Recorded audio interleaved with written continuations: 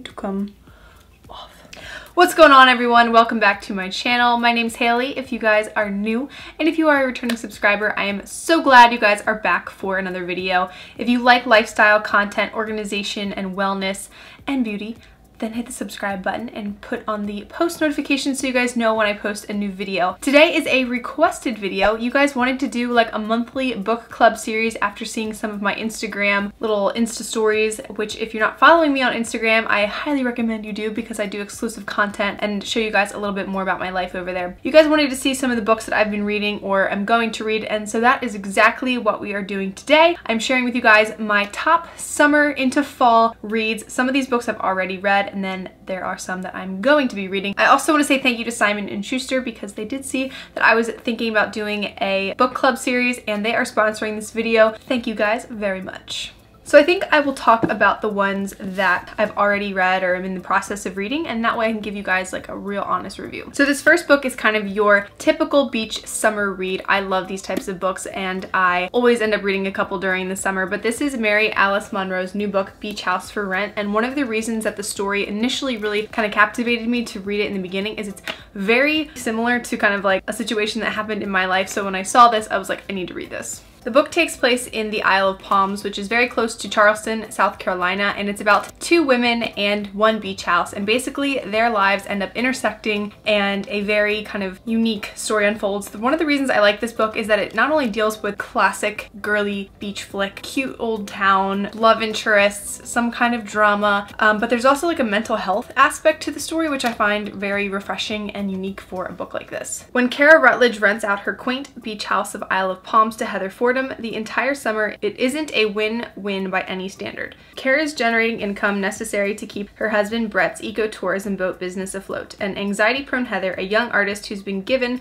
a commission to paint shorebirds for postage stamps, has a quiet space in which to work and tend to her pet canaries uninterrupted. At the same time, Kara's life reels with sudden tragedy, and she wishes only to return to the beach house that had once been her port amid life's storm. When Heather refuses to budge from her newfound sanctuary, so begins the unlikeliest of rooming situations. While they start out as strangers, as everything around the women falls apart, they learn that the only thing they can rely on is each other. And like the migrating shorebirds that come to the island for summer, these two women of different generations must rediscover their unique strengths so that by summer's end, they too can take flight in ways they never imagined possible. I'm about quarter way through this book and it was very gripping right from the start. So if you like those beach reads that have like a really strong story, this one is definitely for you. I also want to just let you guys know I'm trying to branch out in my genres because I tend to stick to like chick flicky books. There's a little bit of variety in here just if you're into different types of books. All throughout high school, even middle school, I loved history and English. Learning about like the royal family, European history was like my thing, and then obviously I love like the World War history as well, but that's like a whole nother subject. Haley! So if you ever watched The Tudors or have watched any of the stories about like Anne Boleyn and beginning of the royal family, this book is definitely one for you guys. The reason I'm talking about this one, which is Philippa Gregory's The Last Tutor, this is the last book in the series. You don't have to read these in order because they are very individual, but it does kind of make sense like chronologically like how the family history goes. If you did want to just read this because you're interested in this particular story, you could definitely do that. This one's about Jane Grey and how her two sisters didn't want her to be queen. I'm gonna put a family tree right here while I read this so you guys kind of have an idea of who's who and what I'm talking about. When Jane refused to betray her Protestant faith, Mary sent her to the executioner's block, where Jane transformed her father's greedy power, grabbed into tragic martyrdom. Learn you to die was the advice Jane wrote to her younger sister Catherine, who has no intention of dying. She intends to enjoy her beauty, her youth, and fall in love. But she is heir to the insecure and infertile Queen Mary, and then to her half-sister Queen Elizabeth, who will never know Catherine to marry and produce a Tudor son. When Catherine's pregnancy betrays their secret marriage, she faces imprisonment in the Tower, only yards from her sister's scaffold. This will all kind of define what happens to the last Tudors, and it's actually like the cousin to Queen Elizabeth. I know that's like sounds so confusing, but if you like these type of like rich history stories that are told in a very novel way, it's awesome, and Philippa Gregory is a genius. I love how she writes. Switching up the genre once again, this is a very quick read, perfect for a beach day. If you guys watch The Chew or What Not to Wear, then you are aware of who Clinton Kelly is. He is the host of both of those shows. He's so well known in the fashion industry and just the entertainment industry in general. So this is his new book, I Hate Everyone Except You, and it's basically a collection of like funny, awkward stories from his adolescence until he becomes an adult. So it says he reveals some unknown secrets, like he's a finicky connoisseur of 1980s porn.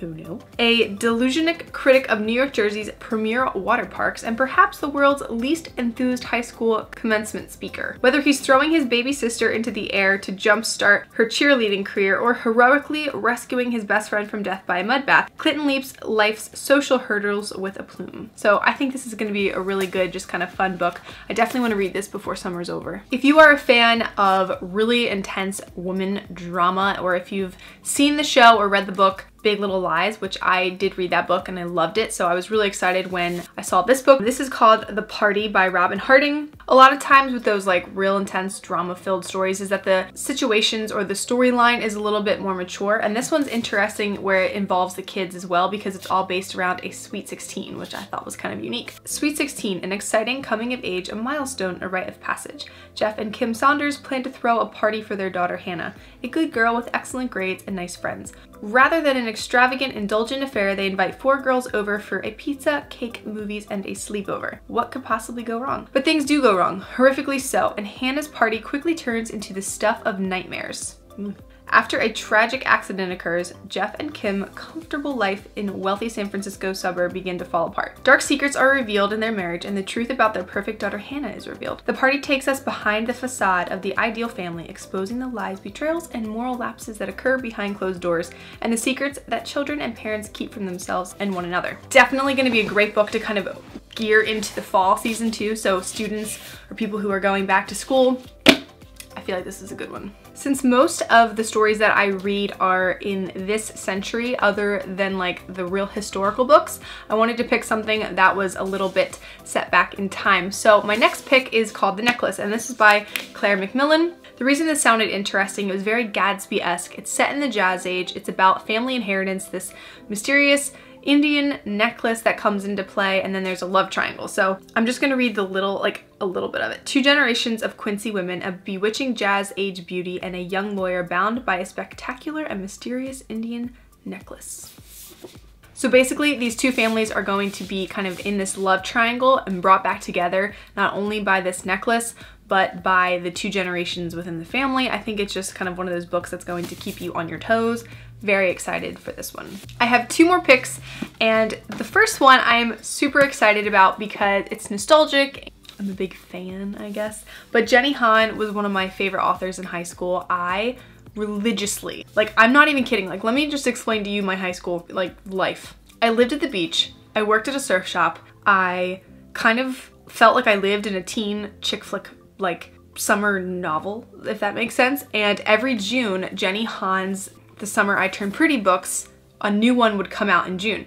So it was like the kickoff to the summer, and for some weird reason, I don't know why, all of her characters, like, I just felt like I was living a parallel life with them, so I just loved it. And when she came out with the new series, I was like, I have to read it. So there's actually 3 books in this series, but this is the first one, and it's called To All the Boys I've Loved Before. So she's a new character. Her name's Laura Jean. It says she keeps her love letters in a hat box her mother gave her. They aren't love letters that anyone else wrote for her. These are ones she's written, ones for every boy she's loved, 5 in all. When she writes, she can pour out her heart and soul and say all things she would never say in real life because her letters are for her eyes only until the day the secret letters are mailed, and suddenly Laura Jean's love life goes from imaginary to out of control. A lot of people talking about this book are saying how it's a really unique love story because it's talking about falling out of love. It's like super relatable and quirky, and basically Jenny Han's one of my favorite authors, so like whatever she writes I'm probably gonna love. This next book is going to be my next summer read for the novel